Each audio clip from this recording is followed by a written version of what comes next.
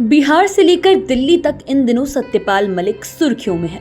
हाल तक ये बीजेपी के कद्दावर नेता माने जाते थे और अभी ये हाशिए पर आ गए हैं। लोगों को इनके हाशिए पर आने का पता तब चला जब इन्होंने प्रधानमंत्री नरेंद्र मोदी को ही कटघरे में खड़ा कर दिया। प्रधानमंत्री नरेंद्र मोदी पर इन्होंने भ्रष्टाचार को लेकर कई गंभीर आरोप लगाए हैं। कह सकते हैं कि ये पहला मौका है जब बीजेपी के किसी वरिष्ठ नेता और कई अहम पदों पर रहे व्यक्ति ने प्रधानमंत्री नरेंद्र मोदी पर सीधा हमला बोला है।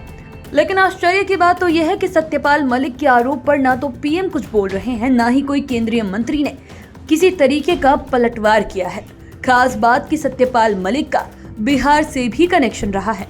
ऐसे में आज हम आपको 5 PM के 5 का तड़का में सत्यपाल मलिक के बारे में 5 बातों में सब कुछ बताएंगे। सबसे पहले 5वें नंबर की बात करते हैं। दरअसल बिहार से लगाव रखने वाले सत्यपाल मलिक मूल रूप से बागपत के रहने वाले हैं। बागपत के हिसावदा गांव में इनका जन्म हुआ था। इनके पिता बधू सिंह एक किसान थे। सत्यपाल मलिक की प्रारंभिक शिक्षा गांव में ही हुई। बाद में वे हायर एजुकेशन के लिए मेरठ आ गए। मेरठ कॉलेज से इन्होंने BSc की डिग्री ली। इसके बाद इन्होंने कानून की पढ़ाई भी की। इन्होंने स्टूडेंट लाइफ से पॉलिटिक्स में अपने कदम बढ़ा दिए थे। जब देश में इमरजेंसी लगी तब ये विधायक भी बन गए थे। उस समय इनकी उम्र महज 28 साल की थी। दरअसल सत्यपाल मलिक ने छात्र नेता के रूप में राम मनोहर लोहिया से प्रेरणा लेकर अपना राजनीतिक सफर शुरू किया था। इसके बाद तो इन्होंने फिर पलट कर नहीं देखा और अब तो ये 4 राज्यों के राज्यपाल भी बन चुके हैं। अब बात करते हैं चौथे नंबर की।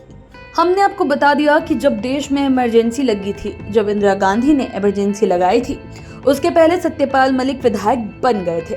पहली बार इन्होंने अपने गृह विधानसभा क्षेत्र बागपत से ही MLA का चुनाव लड़ा था। ये 1974 का वाकया है। इन्हें बागपत सीट से चौधरी चरण सिंह के भारतीय क्रांति दल ने टिकट दी थी। इस चुनाव में इन्हें सफलता मिली और जीतकर ये विधायक बन गए थे। इसके बाद 1980 और 1986 में लगातार ये 2 बार राज्यसभा सांसद भी बने। इस दौरान इन्होंने पार्टी भी बदल ली। समाजवादी से शुरू हुआ इनका सियासी सफर शुरू कांग्रेस होते हुए जनता दल में पहुंच गया। तब इन्होंने जनता दल के टिकट पर 1989 में चुनाव लड़ा और जीत भी गए।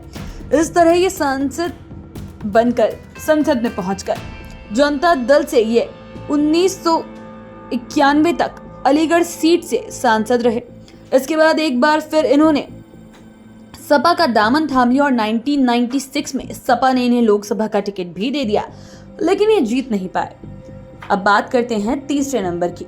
सत्यपाल मलिक के साथ इसे अब सहयोग कहें या कुछ और, जिस चौधरी चरण सिंह ने इन्हें राजनीति का कखरा सिखाया था, उन्हीं के बेटे से ये हार गए। दरअसल विभिन्न दलों से होते हुए सत्यपाल मलिक 2004 में बीजेपी में शामिल हुए। बीजेपी ने बागपत से ही इन्हें टिकट दिया, लेकिन इन्हें सफलता नहीं मिली। हार का सामना करना पड़ा और इन्हें हराने वाले कोई और नहीं बल्कि पूर्व प्रधानमंत्री चौधरी चरण सिंह के बेटे अजीत सिंह थे।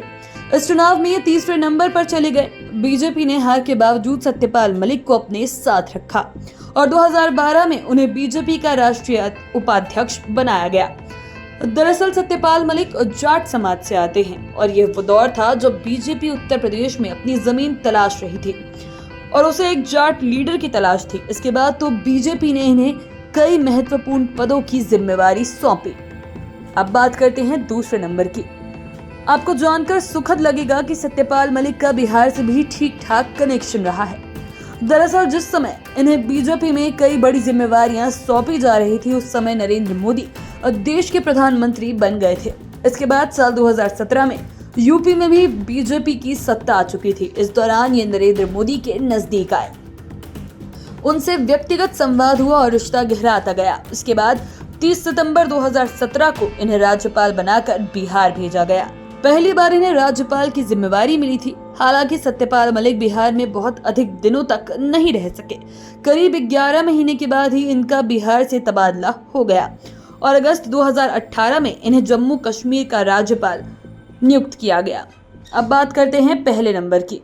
बिहार में 11 महीने रहने के बाद सत्यपाल मलिक जब जम्मू कश्मीर के राज्यपाल बने तो ये कई बड़े सियासी घटनाक्रमों के गवाह भी रहे। दरअसल इन्हीं के कार्यकाल में जम्मू कश्मीर विधानसभा को भंग किया गया। इसके बाद राज्य का सारा एडमिनिस्ट्रेशन इनके हाथ में आ गया। इसी दौरान जम्मू कश्मीर में वो काम हुआ जिसकी कल्पना किसी ने नहीं की थी। 5 अगस्त 2019 यही तारीख थी। इसी तारीख को जम्मू कश्मीर से धारा 370 को हटाया गया। ये सब जानते हैं कि धारा 370 भी राम मंदिर की तरह बीजेपी का मुख्य एजेंडा रहा था। बीजेपी के हर चुनावी मुद्दे में धारा 370 शामिल रहता था और अंत में बीजेपी ने अपने कार्यकाल में इसे हटा दिया। इसके बाद सत्यपाल मलिक नवंबर 2019 में गोवा के राज्यपाल बने। अगस्त 2020 में एक बार इनका तबादला हो गया और ये अगस्त 2020 से अक्टूबर 2022 तक मेघालय के राज्यपाल बने रहे। बाकी के अन्य वीडियोस के लिए आप चैनल के साथ बने रहें। अगर इस वीडियो को फेसबुक पर देख रहे हैं तो पेज को लाइक करें, यूट्यूब पर देख रहे हैं तो चैनल को सब्सक्राइब करें। धन्यवाद।